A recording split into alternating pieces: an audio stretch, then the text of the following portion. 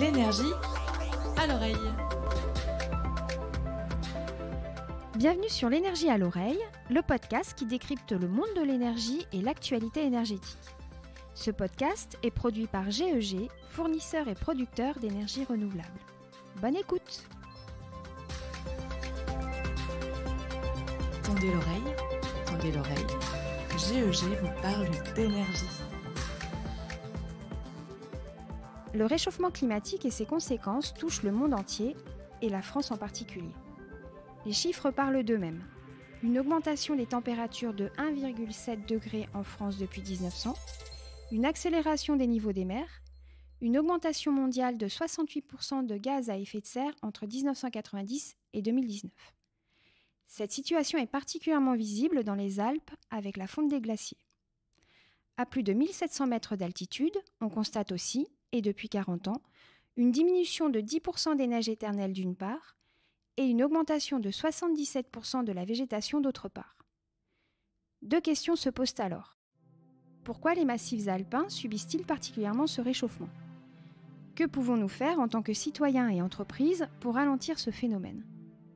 Pour répondre à ces questions et inaugurer la première saison du podcast L'énergie à l'oreille, nous avons invité Nicolas Plein qui connaît très bien les Alpes.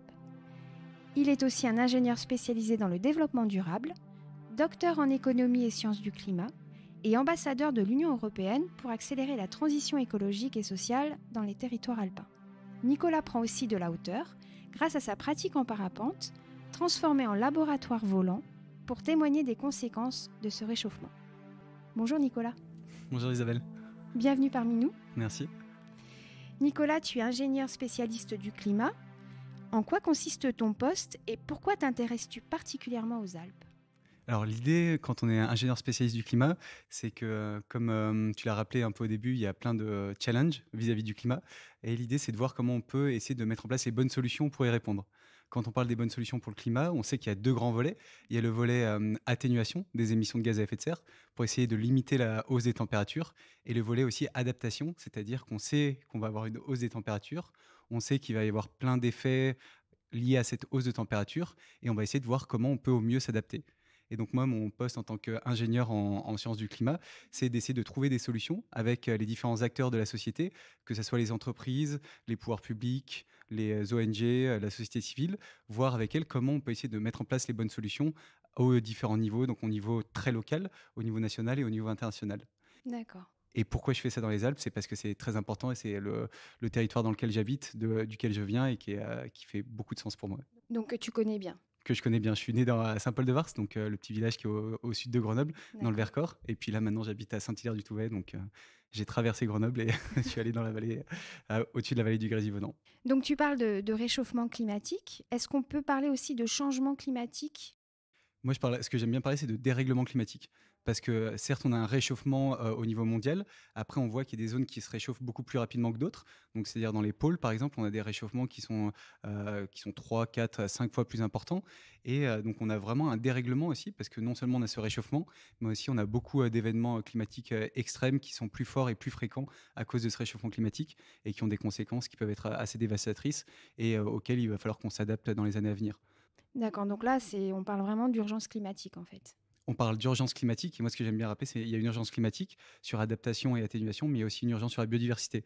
Et c'est deux sujets aujourd'hui qu'on peut difficilement séparer et sur lesquels il faut agir sur ce triptyque, donc atténuation, adaptation et biodiversité.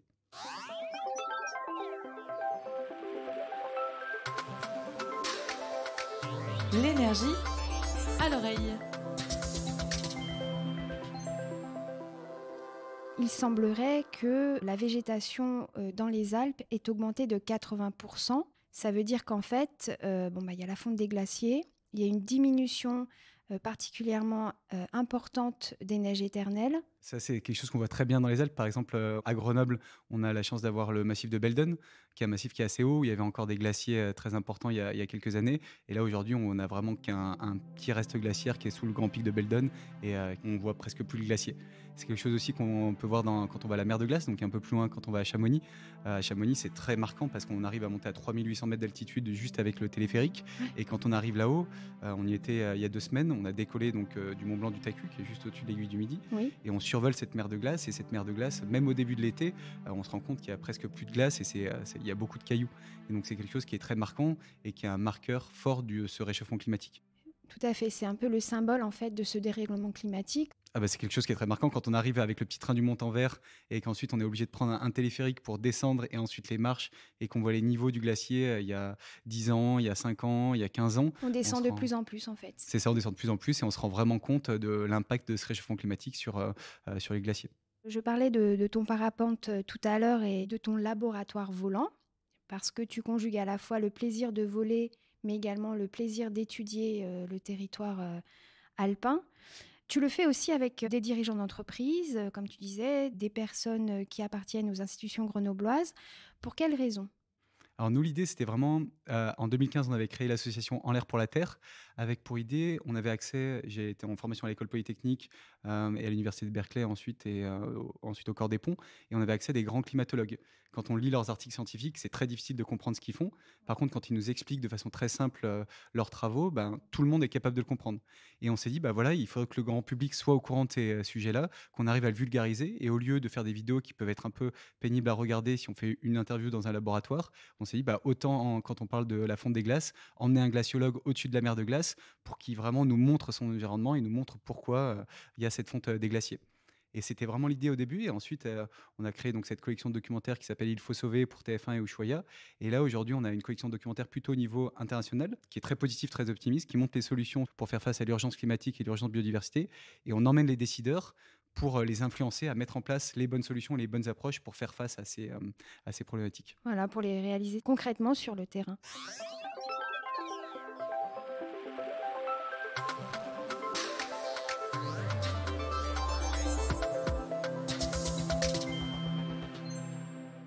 Finalement, comment est-ce qu'on peut agir en faveur de la transition énergétique à échelle individuelle et à l'échelle d'une entreprise? Bah, c'est vraiment ce qui nous a guidés pour créer ces collections de documentaires et ce qui guide notre action aujourd'hui, c'est de voir comment en fait les personnes peuvent agir à la fois dans leur vie personnelle, professionnelle et associative. En fait, au début, quand on parlait de ces sujets de transition écologique et sociale, on avait tendance à beaucoup parler de la vie personnelle des personnes, quand on ferme le robinet, quand on a fini de se brosser les dents, etc. Et aujourd'hui, on a vraiment passé cette étape-là et on se rend compte qu'on arrive à sensibiliser les personnes, bah, ça peut être dans leur vie personnelle, quand ils regardent un Mmh. documentaire ou d'autres choses, et les personnes font beaucoup plus le lien avec leur vie professionnelle. Ils se disent, bah voilà, nous, quand on a eu une personne de Schneider Electric qui a regardé le documentaire Il faut sauver les Alpes, dedans, il y avait un Repair Café. Un Repair Café, c'est au lieu de jeter nos vieux grille-pains, nos vieux appareils, On on répare. essaie de les réparer, voilà, c'est tout simple. Mmh. Et comme ça va moins dans l'incinérateur de Passy qui peut un peu polluer la vallée de l'Arve et ajouter de la pollution et des émissions de gaz à effet de serre. Et cette personne de Schneider, en fait, elle était responsable de la circularité dans l'entreprise. Et donc, elle s'est dit, bah, on va mettre un Repair Café pour les disjoncteurs. Et quand on sait qu'il y a 150 000 personnes dans le monde, dans l'entreprise, bah, on se dit qu'il y a un impact assez fort sur cette vie professionnelle. Donc l'idée, nous, c'est vraiment de montrer bah, qu'on peut agir, on peut mettre en place les bonnes solutions, à la fois dans notre vie personnelle, professionnelle et associative. Et il y a vraiment énormément de choses pour agir. Des bonnes solutions qui peuvent se décliner dans l'ensemble des milieux C'est ça, qui dans sont lesquels on vit. réplicables. C'est des solutions qui sont concrètes, locales et réplicables et qu'on peut facilement répliquer ailleurs au niveau local, mais ailleurs au niveau national ou au niveau international.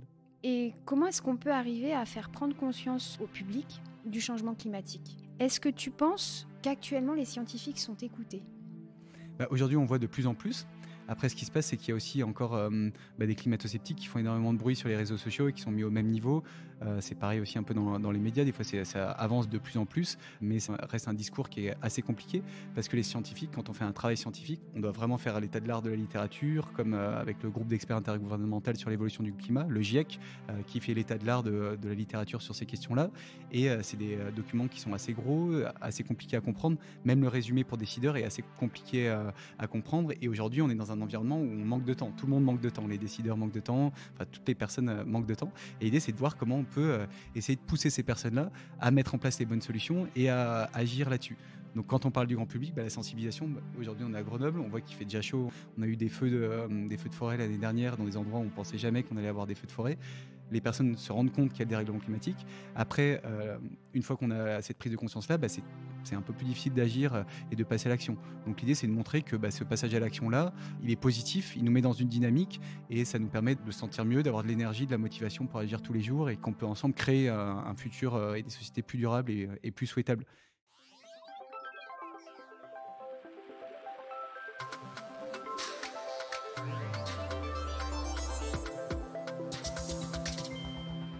Dans une des interventions que j'ai lues, tu parlais de lien social. Est-ce que tu peux m'en dire un peu plus? Agir pour l'environnement, c'est agir pour le bien de la planète, mais c'est aussi agir pour soi, se sentir bien par rapport à un lien social qu'on tisserait dans notre cercle de vie quotidienne.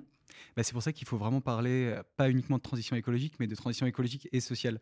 Parce que les 2 vont de pair et par exemple, voilà, si on a des grandes vagues de chaleur, bientôt, à Grenoble de plus en plus fortes et fréquentes, il va y avoir des personnes qui vont pouvoir mettre la clim, d'autres moins et en fait, on va avoir, des inégalités qui vont être exacerbées avec, ce dérèglement climatique. Les Donc inégalités sociales. des inégalités sociales et qui vont être exacerbées. Et donc aujourd'hui, c'est comment on arrive à créer un projet de société ensemble pour essayer voilà, d'inclure les différentes personnes dans la Mhm. société et de proposer des solutions qui sont non seulement bonnes pour l'environnement, mais aussi bonnes pour créer du lien social.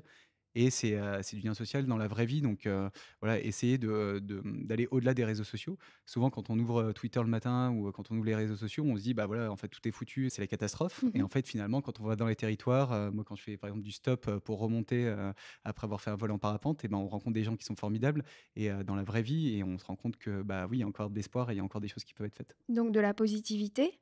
Et de l'optimisme. Et de l'optimisme, voilà. Tu parlais tout à l'heure du Repair Café. Est-ce qu'il y a d'autres initiatives concrètes, individuelles ou collectives, que tu as eu l'occasion de voir, d'étudier? Mmh. Peut-être y as-tu participé également? L'idée avec les documentaires, on voulait pas s'arrêter uniquement aux documentaires. Donc avec la Commission européenne, on a créé une interface qui s'appelle ilfautsauver.org. C'est un site internet où on peut retrouver toutes les solutions en fait, qu'on montre dans les documentaires et plus de solutions.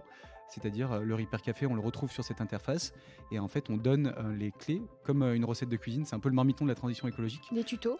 Ouais, finalement des tutos où les personnes peuvent aller voir comment refaire un Repair Café, comment refaire une remorque partagée entre producteurs locaux et comment on peut agir si, par exemple, moi je vais voir sur cette plateforme en tant que maire d'une commune de 5000 habitants, et je peux trouver des solutions qui sont adaptées à mes différentes problématiques.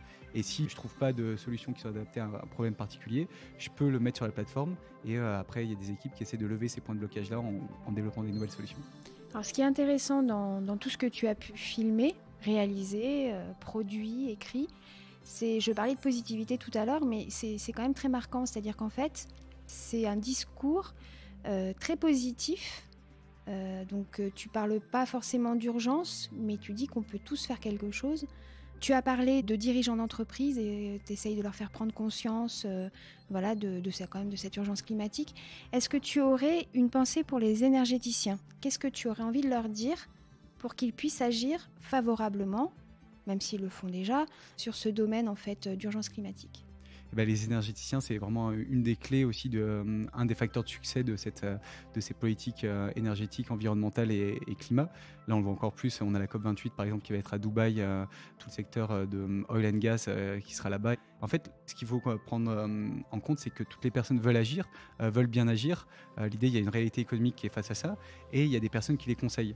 Ce qu'on essaie de pousser, nous, c'est vraiment que les personnes qui conseillent les décideurs où les décideurs eux-mêmes mettent en place les bonnes solutions et les bonnes approches pour faire face à ces problématiques du climat et de la biodiversité. Et donc une fois qu'on a dit ça, c'est comment on agit concrètement. Donc nous, ce qu'on essaie de faire, c'est à notre niveau, c'est donc faire des documentaires qui sont diffusés sur des grandes plateformes pour sensibiliser les différentes personnes. Mais les documentaires, c'est uniquement un moyen ensuite d'embarquer ces décideurs. Et à côté de ça, on a des livres blancs, vraiment différents types d'outils qui permettent de toucher ces décideurs et de leur faire passer les bonnes solutions.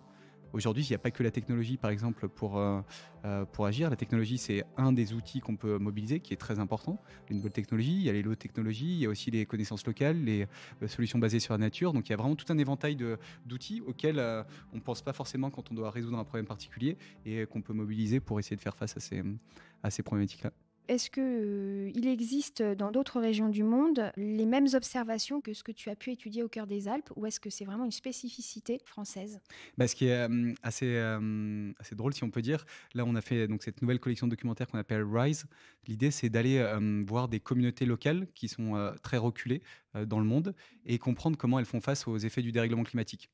Donc là, on est tourné au Kenya en février et à Madagascar en avril, Ouais. avec une équipe assez réduite pour limiter nos trajets en avion et on embauchait beaucoup de personnes sur place. Donc là, pas de parapente? Si, du parapente. Ah, du Ouais, parapente l'idée, c'est encore, aussi d'accord. d'utiliser le parapente, parce que le parapente, c'est un super outil pour emmener les personnes voir leurs écosystèmes vus du haut. Et là, justement, c'était le cas au Kenya. On était dans le nord-est du Kenya, dans une région où il n'avait pas plu depuis 4 ans. Et dans cette région-là, il y a beaucoup de communautés pastorales. Ces communautés pastorales, donc, elles ont des énormes troupeaux de vaches auxquels elles sont très attachées culturellement. Mais par contre, les vaches, avec une sécheresse qui dure depuis 4 ans, soit elles meurent de faim, soit elles meurent de soif. Et donc, en fait, on voyait avec ces personnes-là comment elles peuvent trouver des solutions pour s'adapter et pour faire face au dérèglement climatique. Et donc, elles ont remplacé une grande partie de leurs troupeaux de vaches par des troupeaux de dromadaires qui sont beaucoup plus résilients et qui ont beaucoup moins besoin de boire et qui leur permettent d'avoir des compléments de revenus. Et ce qu'on voyait là-bas, c'est vraiment, en fait, en discutant avec les leaders de la communauté, eux, ils pensaient que le dérèglement climatique, c'était uniquement chez eux. Et en fait, en discutant avec nous dans les Alpes, ce qu'on vit, en fait, on se rend compte que ce soit au Kenya ou même à Madagascar ou dans plein d'autres régions du monde, on retrouve un peu les mêmes problématiques. On est confronté aux mêmes problèmes et on a des solutions qu'on peut mettre en place qui peuvent être très intéressantes à répliquer ailleurs dans le monde et pas essayer de réinventer la roue un peu de partout, mais plutôt s'inspirer des bonnes solutions qui existent à droite à gauche pour faire face aux mêmes problématiques qu'on peut rencontrer. Vivre autrement, en fait. C'est ça, et on peut très bien imaginer que dans le sud de la France, dans une dizaine d'années, on aura des fermes de dromadaires qui remplaceront les fermes de vaches. Ou pareil, dans le sud de la Californie, on a beaucoup de fermes de vaches qui sont confrontées de plus en plus à des sécheresses importantes. Et y a-t-il un aspect positif que tu souhaiterais partager avec nous, tiré de tes observations, mis à part donc ce lien social qui se tisse quand on agit en faveur de la planète? Y a-t-il un autre aspect positif que tu as pu remarquer? Nous, ce qu'on voit vraiment quand on va tourner les documentaires, que ce soit dans les Alpes, dans les volcans d'Auvergne aussi, en Provence, ou au fin fond du Kenya ou de Madagascar, c'est la résilience de l'espèce humaine, en fait. On est très résilient par rapport à des problèmes particuliers. Là, c'est le cas aussi avec le climat. Quand on voit donc des sécheresses depuis 4 ans au Kenya ou des cyclones de plus en plus importants à Madagascar, on voit une résilience avec la mise en place de bonnes solutions. Ce qu'il faut bien comprendre, c'est qu'ici, les solutions dans des villes comme on les connaît aujourd'hui, ça va être de plus en plus difficile de les mettre en place pour s'adapter, plus on attend. Et on n'est pas encore au pied du mur, bien sûr, mais une fois qu'on sera au pied du mur, ce sera de plus en plus difficile et de plus en plus coûteux à mettre en place les bonnes solutions d'adaptation et d'atténuation. Donc autant les mettre aujourd'hui en place et essayer de montrer pourquoi c'est important de les mettre en place aujourd'hui et comment on peut faire face à cette urgence vraiment climatique et biodiversité. Merci Nicolas. Merci Isabelle. D'avoir été le premier intervenant de notre podcast et d'être venu témoigner et partager avec nous ta vision positive de la transition énergétique. Si vous souhaitez vous aussi visionner les interviews en plein air de Nicolas et suivre ses projets scientifiques, rendez-vous sur son site nicolaspleintoutattaché.fr.